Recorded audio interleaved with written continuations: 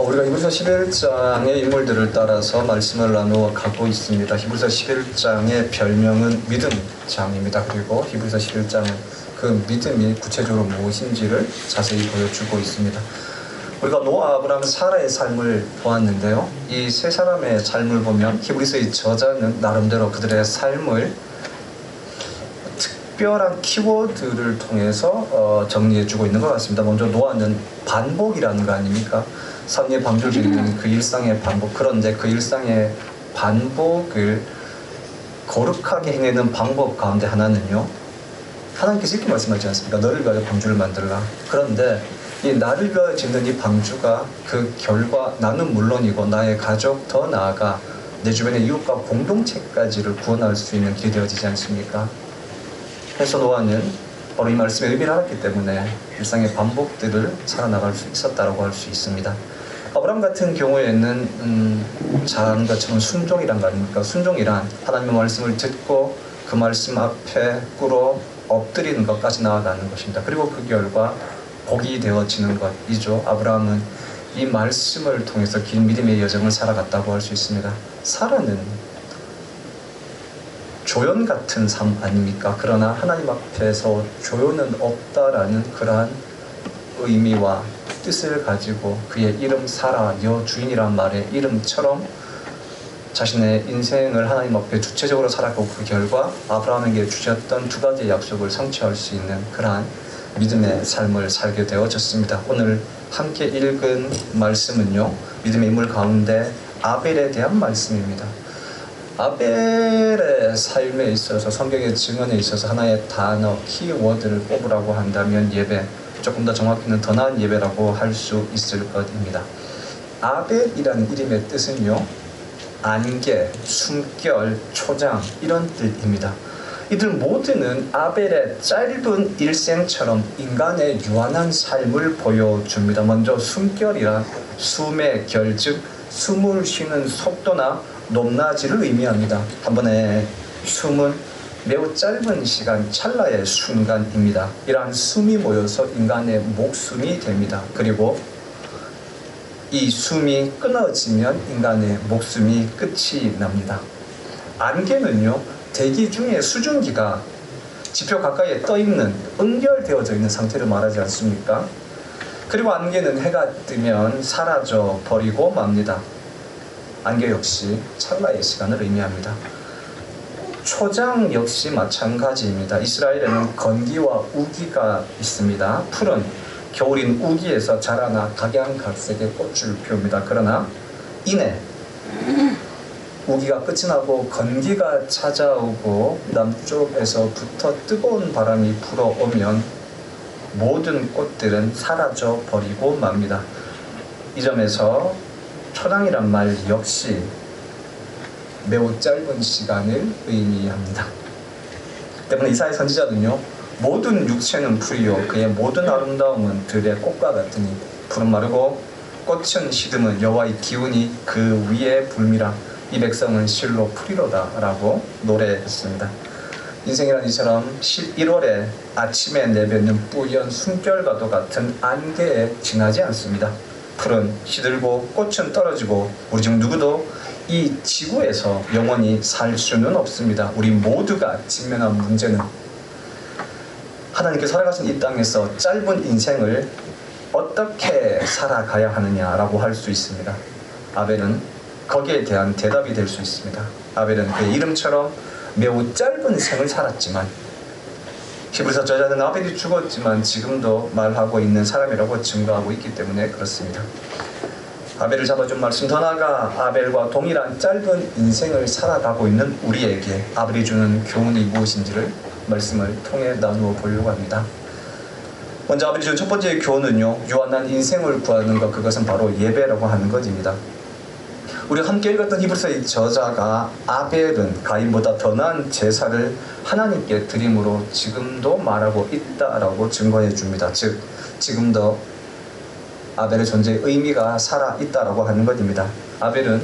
성경은 아벨이 몇 년을 살았는지 여기에 대해서는 관심이 없습니다. 단지 성경은 아벨이 일생 동안 어떻게 하나님과 특별한 순간을 경험했는지에 대해서만 집중하고 있습니다. 성경에는 두 가지의 시간이 있지 않습니까? 하나의 시간은 물리적 시간입니다.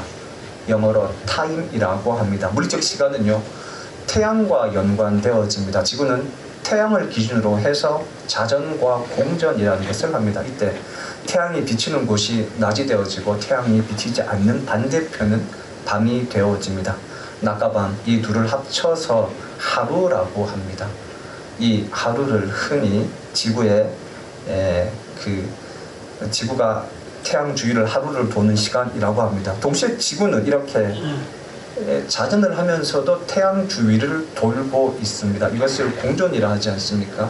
지구가 태양을 돌면서 365번 정도 자전을 하면 원래의 위치로 돌아옵니다. 이것을 1년 365일이라고 합니다. 이러한 시간 개념을요, 물리적 시간, 타임이라고 합니다. 헬라어에서는 이러한 시간을요, 크로노스의 시간이라고 합니다. 또 하나의 시간은 질적인 시간입니다. 지난주에 말씀드렸듯 아버지가 어머니의 손을 잡아주었던 2시간의 시간, 질적인 시간 말입니다. 이러한 질적인 시간 혹은 사건으로서의 시간을 헬라어에서는요, 카이로스의 시간이라고 합니다. 특히 성경 이 단어를 하나님의 임재 혹은 인류 역사에 대한 하나님의 적극적인 개입과 연관해서 사용합니다. 바울은 갈라디아서 4장 4절에서 때가 참에 하나님께서 그의 아들을 보내사 여자에게서 나게 하시고 라고 증거합니다. 물론 여기에서 사용되어진 헬라어는요, 카이로스가 아니라 크로노스입니다. 타임이라는 시간입니다. 그런데 이런 크로노스의 시간이 모여서 만들어진 특별한 순간, 예수 그리스도가 이 땅에 오시는 결정적인 순간이 카이로스이고 특별한 순간인데, 이 특별한 순간이 바로 물리적 시간을 통해서 만들어진다라고 하는 것입니다. 더 중요한 것은요, 이 물리적 시간을 완성하는 것이 질적인 시간, 카이로스의 시간이라는 것입니다. 예를 들어 봅시다. 예수 그리스도가 태어나셨던 순간은요, 로마가 세상을 다스렸던 때였습니다. 그리고 로마는 알렉산더 대왕이 만들었던 헬레니즘 세계를 그대로 계승했습니다. 때문에 언어로는 헬라어로 통일되어 있었고, 로마 제국 곳곳에는 알렉산더가 만들었던 수없이 많은 대도시들이 있었습니다. 그리고 그 대도시들은 각각의 도시마다 커다란 도로로 연결되어져 있었습니다. 그리고 이러한 모든 길들은 로마를 향하고 있었습니다. 동시에 이러한 급격한 변화는요, 사람들로 하여금 새로운 세상과 종교에 대한 기대를 불러일으켰습니다. 급격한 변화가 사람들로 하여금 새로운 기대를 만들었다는 것이죠. 이것을 사회학자들은요, 아노미 현상이라고 합니다. 윤리적인 붕괴 현상이라는 것이죠. 세상이 너무 빨리 급변하니까 그 속에서 무엇인가 중심을 잡기 어렵고 불안하고, 따라서 새로운 강력한 무엇인가를 기다리게 되어진다라고 한 것입니다. 이런 시간이 쌓이고 쌓여서 마침내 하나님께서 인간으로 오셨습니다. 예수가 선포했던 하나님의 나라의 복음은요, 새로운 세상을 찾고 기다리고 있던 사람들의 마음에 빠르게 스며들었습니다. 그리고 이 복음은 헬라어로 번역되어져서 잘 닦인 길을 통해서 수많은 대도시들을 통해서 급격하게 전파되었습니다. 마침내 예수 그리스도가 선포한 하나님의 복음이 여러 곳으로 증거되어지게 된 것입니다. 드디어 때가 되었다라고 할 수 있습니다. 동시에 여러분, 한 사람의 예를 들어봅시다. 우리가 많이 들었던 모세의 생이 120년 아닙니까?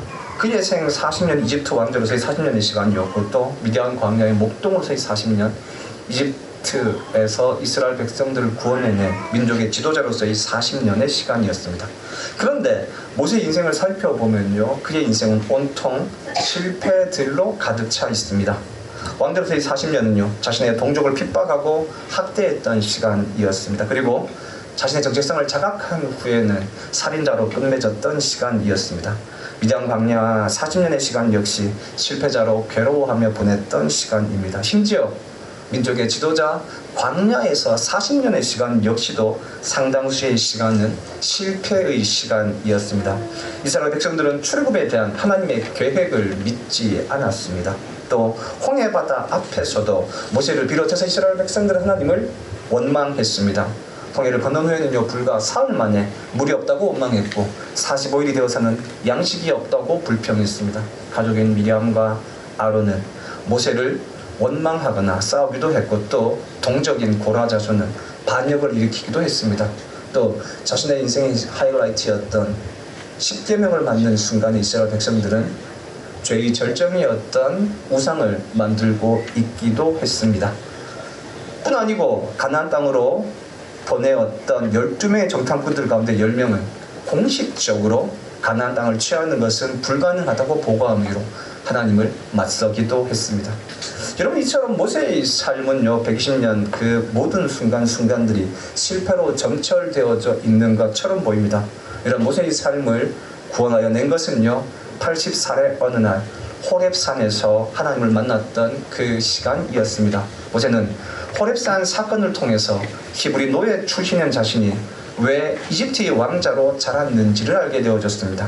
당시에 이집트는요, 고대 세계에서 가장 강력한 나라였습니다. 노예 출신으로서 혹은 일반적인 사람으로서 애굽의 궁궐에서 왕을 만나기는 불가능했습니다. 왕자 출신인 모세라 가능할 수 있었습니다. 40살 살인의 경험은 하나님 없이 사람의 열심만으로 이루고자 했던 꿈의 결과가 무엇인지를 여실히 보여주었습니다. 그날의 경험이 모세로 하여금 끊임없이 하나님을 의지하도록 만들어 주었습니다.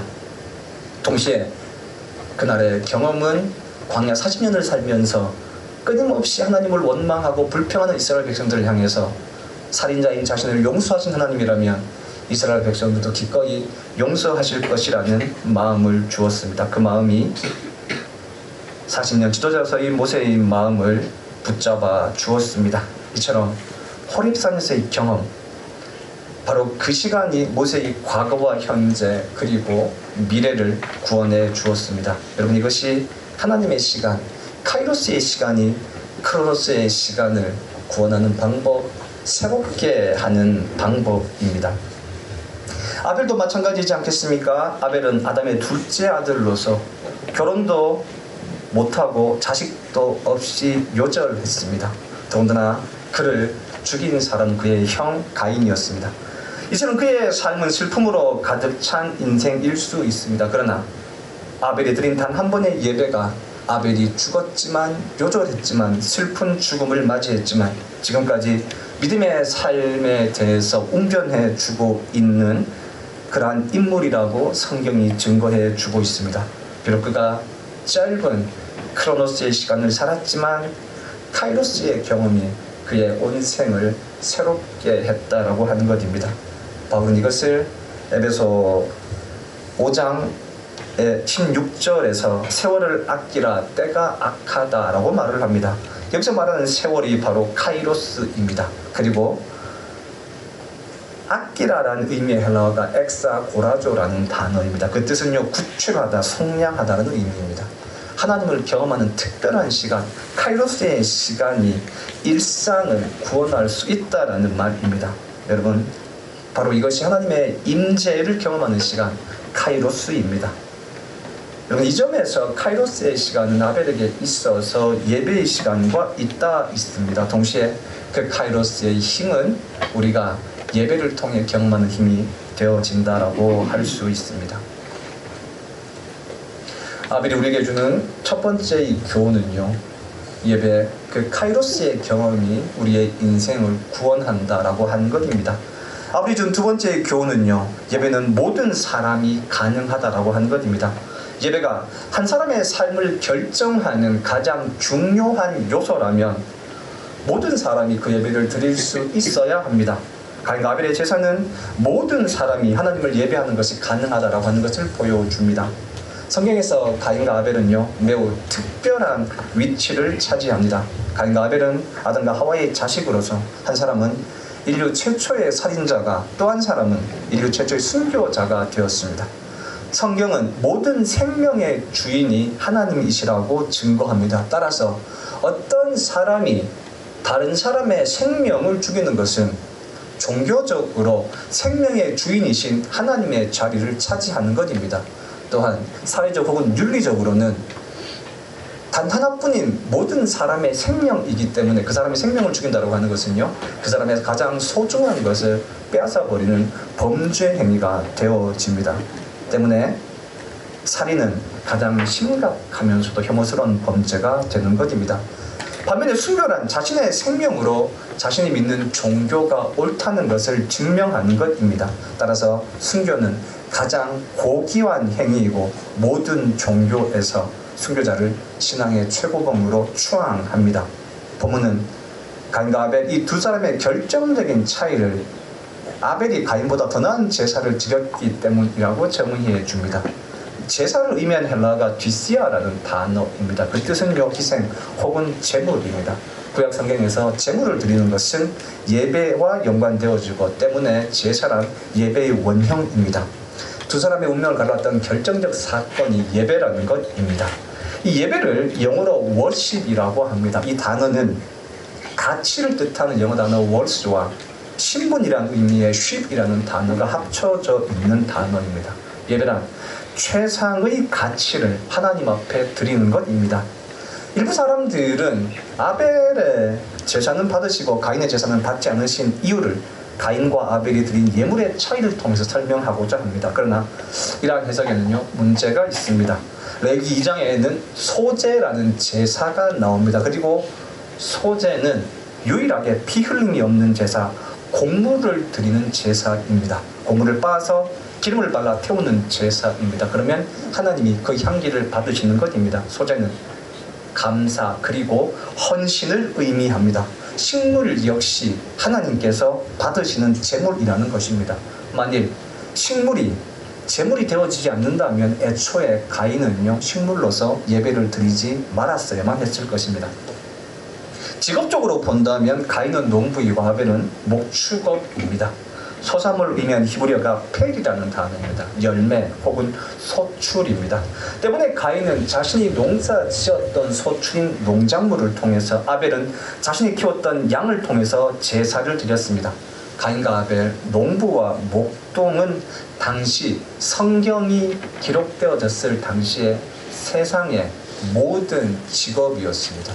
그리고 이 땅에 태어난 사람들은 어떠한 종류이건 간에 직업을 가지고 있습니다. 따라서 가인과 아벨이 각각의 제물로 예배를 드렸다라고 하는 것은 이 세상에 있는 모든 직업을 통해서 모든 사람들이 예배를 드릴 수 있음을 의미합니다.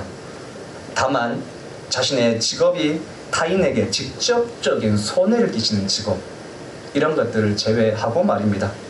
실제로 종교개혁자 칼빈이 두 가지의 하나님의 부름에 대해서 말하지 않았습니까? 첫 번째의 부름은요, 죄인에서 의인으로의 부르심입니다. 하나님은 하나님을 모르는 사람, 죄인들을 예수 그리스도의 십자가를 통해서 의인으로 부르십니다. 그리고 이것을 첫 번째의 부름이라고 한다면 십자가를 통해서 이루어진 사람들에게 예수님은 두 번째의 부름을 하십니다. 그것은 바로 직업회로의 부르심입니다. 따라서 그리고 하나님은 그 직업을 통해서 이 땅에 하나님의 나라를 이루어 가십니다. 때문에 모든 사람이 자신의 직업과 그 결과물로 하나님을 예배할 수 있게 되어집니다. 동시에 모든 직업이 거룩한 직업, 즉 성직이 되어지는 것입니다. 때문에 칼빈은요, 직업을 소명이라고 고백했습니다. 여러분, 농부이건 목동이건 직업에 미천이 없으며 어떠한 직업과 그 직업의 결과물로도 하나님을 예배 드릴 수 있습니다. 모든 사람이 자기의 결과물로 자기의 삶의 자리에서 예배 드릴 수 있다는 것입니다. 아벨이 주는 세 번째 교훈은요, 그 예배는 예물이 아니라 정성으로 완성되어진다는 것입니다. 히브리서는 아벨에 대해서 아벨이 가인보다 더 나은 제사를 드렸다 때문에 의로운 자라고 하는 증거를 얻었다라고 기록해 놓고 있습니다. 이 본문은요, 예배의 특징에 대해서 두 가지를 보여줍니다. 하나는 예배의 형식이라고 하는 것입니다. 국어사전에 의하면 예배는요, 신앙의 대상에 대한 존경의 마음을 표현하는 것이라고 정의해 주고 있습니다. 예배는 예배의 대상과 그 대상에 대한 표현이 전제되어져 있다라고 하는 것입니다. 때문에 우리는 예배를 구성함에 있어서 예배의 형식, 바로 이것을 만들고 있지 않습니까? 우리를 창조하시고 또 그 하나님에 대한 사랑의 표현으로서 찬양과 기도 그리고 헌금을 드리고 또 하나님에 대한 존경과 신뢰의 표현으로서 하나님의 말씀을 듣고 그 말씀을 따라 살기로 결단합니다. 바로 이 두 가지의 주요한 의미를 구체적으로 만들어낸 것이 예배의 순서들이라고 할 수 있습니다. 예배의 형식이라고 하는 것이죠. 가인도 아벨도 모두 자신의 소산물로 자신의 마음을 하나님을 향한 존경을 표현했습니다. 다른 말로 하면요, 예배의 형식은 갖추었다라고 하는 것입니다. 예배의 또 다른 면은요, 내용이라고 할 수 있습니다. 본문은 가인에 대해서 단지 땅의 소산 혹 땅의 소산으로 예배를 드렸다라고 기록하고 있는 반면에 아벨을 향해서는요, 양의 첫 새끼와 그 기름으로 드렸다고 기록해 주고 있습니다. 첫 새끼를 의미한 히브리어가 베코라라는 단어입니다. 이 단어는요, 장자권 혹은 장자 만물이라는 것을 의미합니다. 구약 성경에서 장자권은 하나님께서 장자에게 주신 고유한 권한으로서 다른 형제들에 비해 유산의 갑절을 받을 수 있는 권한입니다. 또한 동시에 하나님의 것을 의미하는 단어로도 사용되어졌습니다. 모든 처음 태어난 사람, 장자는 하나님의 소유인데 이들을 대신해서 하나님께서 레위 지파로 선택하셨다고 하는 것 아닙니까? 여러분, 그렇다면 아벨이 첫 새끼를 드렸다고 하는 것은 자신이 가진 모든 것을 하나님의 것으로 인정하여 하나님께 드렸다라는 표현이 되어질 것입니다. 또 하나의 아벨에 대한 표현이요, 양의 기름을 드렸다는 것 아닙니까? 오늘날에는 기름진 음식이 건강에 좋지 않다고 해서 부정적이거나 꺼리는 경향이 있습니다. 그러나 고대 근동사회에서 기름이라고 하는 표현은요, 가장 좋은 부분으로 여겨졌습니다. 때문에 레위기에서는 화목제물을 드릴 때 각 제물에 기름을 불살라서 하나님께 드리면 하나님이 그 향기를 받으신다고 증거해 줍니다. 가장 좋은 것이기 때문에 그렇습니다. 이 히브리서 기자가 아벨을 향해서 더 나은 예배를 드렸다고 하지 않습니까? 여기서 말하는 더 나은, 헬라어로 폴리스라는 단어를 씁니다. 이 단어는요, 양적으로는 물론이고 더 강조점은 질적으로 더 낫다는 것을 의미합니다. 어쩌면 가인의 예배는 형식적이었을 수 있습니다. 그는 형식적으로 땅의 소산물로 제사를 드렸습니다. 첫 열매를 드린 것도 자신이 가진 것 중 최상의 것을 드린 것도 아니었습니다. 아마도 단지 의무감으로 혹은 두려움으로 마지못해 드렸던 제사라고 할 수 있을 것입니다. 바꿔 말하면 정성 빠진 제사를 드린 것입니다. 그러나 아벨이 드린 예배는요, 정성이 있었습니다. 그것을 성경은요, 첫 새끼 그리고 그 기름이라고 표현해 주고 있는 겁니다. 아벨은 하나님께 자신의 최고의 정성을 드린 것입니다. 여러분, 예배는 형식과 내용으로 구성되어져 있습니다. 그리고 그 예배를 완성하는 것은 하나님이 받으신 예배는 정성에 있습니다. 예배를 완성하는 것이 바로 정성이라고 하는 것입니다. 바로 이것이 아벨이 우리에게 주는 세 번째 교훈이라고 할 수 있을 것입니다. 아벨이 전해준 네 번째 교훈은요, 바른 예배는 반드시 일상을 품어야 된다라고 하는 것입니다. 모세의 카이로스의 순간이 모세의 과거와 현재 그리고 미래를 새롭게 했듯 그의 일상을 모두 품었듯, 그래서 모세를 새로운 삶으로 살게 했듯 아벨의 카이로스의 순간 역시 아벨의 일상을 새롭게 만들어 주었습니다. 잠시 언급했듯 아벨은 결혼 이전에 아마도 직업을 가지고 경제적 독립을 준비하던 어느 시기에 죽음을 맞이한 것 같습니다. 이런 아벨은 그의 이름처럼 자신의 삶이 언젠가는 끝이 날 것을 알았습니다. 때문에 어떻게 하면 자신의 삶을 보다 더 의미 있게 살지를 고민했습니다. 여러분, 현대인들의 문제 가운데 하나가 언젠가 우리가 죽을 줄 알지만 영원히 살 것처럼 생각하고 행동하는 것 아닙니까? 우리가 영원히 살 것처럼 생각하고 행동하기 때문에 우리의 삶에 있어서 하나님을 찾을 수 있는 길과 방법이 없어지는 것입니다. 아벨은요, 자신의 유한한 삶을 보다 더 잘 살 수 있도록 하기 위해서 내렸던 결론이 정성, 즉 단 한 순간도 허투루 쓰지 않는 것이었습니다. 아벨은 양을 치면서 그 모든 양들이 하나님의 것이라는 것을 인정했습니다. 모든 양을 하나님의 것으로 인정하니 단 한 마리의 양도 소홀히 볼 수 없었습니다. 자연스레 정성껏 돌볼 수밖에 없었습니다. 그러다 보니 자연스럽게 아벨의 직업은 성직, 즉 거룩한 일이 되었습니다.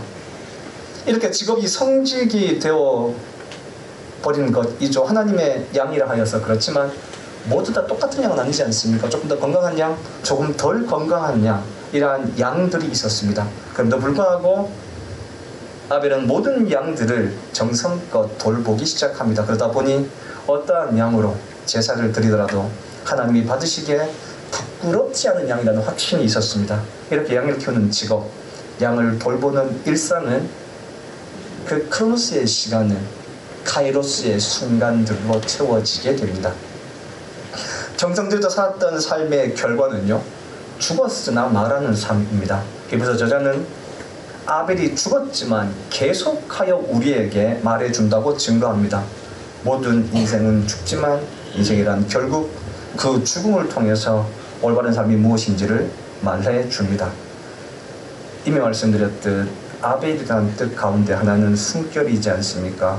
숨결이 모여 목숨 일생이 됩니다. 일생은 유한합니다. 때문에 그 유한한 일생은 정성껏 살아야만 합니다. 일상의 정성은 자연스레 예배로 이어집니다. 그렇게 아벨의 예배는요, 아벨을 새롭게 만드는 카이로스의 시간이 되었습니다. 정성 어린 시간들은 예배는 물론이요, 일상의 순간도 하나님의 임재를 경험하는 시간, 카이로스의 시간으로 만들어 줍니다. 여러분 생각해 봅시다. 6일의 시간을 허투루 허비한 사람이 예배의 시간에 정성을 다할 수 있겠습니까? 반대로 예배의 시간에 카이로스의 순간을 경험한 사람이라면 일상의 자리로 돌아가서 하나님이 없는 사람처럼 살아갈 수 있겠습니까? 도깨비의 유명한 대사가 나오지 않습니까? 이미 당신이 계신 걸 알아버렸기 때문입니다. 따라서 함부로 살 수 없었다는 것 아닙니까? 여러분 결국 아벨의 삶을 잡아준 한 소절의 말씀은요, 더 나은 예배를 향한 정성스러운 삶입니다. 더 나은 예배란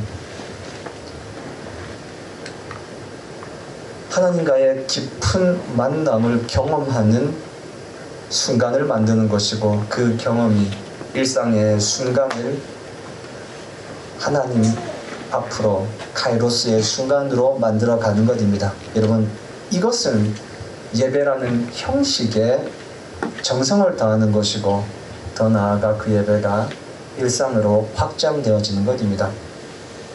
여러분, 우리는 모두 같은 시간, 같은 공간에 모여서 같은 예배 순서에 따라서 예배를 드립니다. 그러나 예배를 드린 결과는 모두 다를 수 있습니다.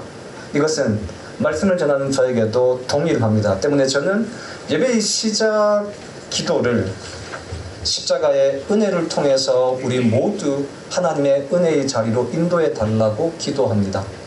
목회자로서 매주일 예배를 인도하지만 저는 저 스스로를 인도자라 생각하지 않습니다. 저 역시도 예배를 드리는 사람으로서 하나님의 인도를 받아야 하는 사람이기 때문에 그렇습니다. 오직 하나님만이 우리를 인도하셔야 한다고 믿기 때문입니다. 나 역시도 예배의 형식에 정성을 담아서 예배 드리는 성도입니다. 형식이 아니라 내용이 예배의 결과를 만듭니다.